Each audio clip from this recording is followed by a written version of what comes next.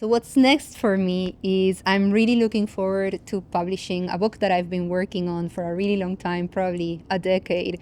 That's a book that's looking at what led governments to become interested in educating the entire population. Why do we have public primary education systems? And I focus on this question looking particularly at Western societies, Europe, and the Americas.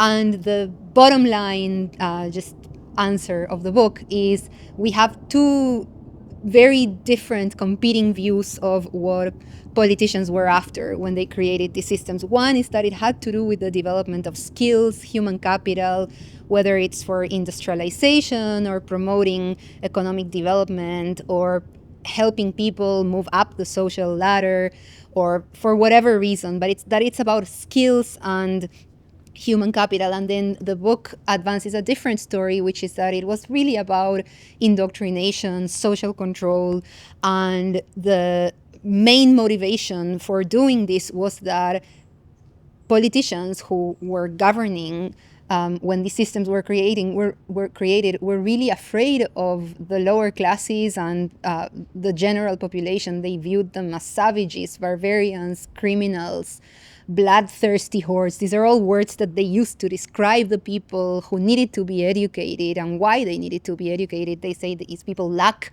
moral principles and that leads them to behave the way they behave. And so we just need to put them all in schools that are run by the government that are going to teach them to respect authority from a very young age, respect rules.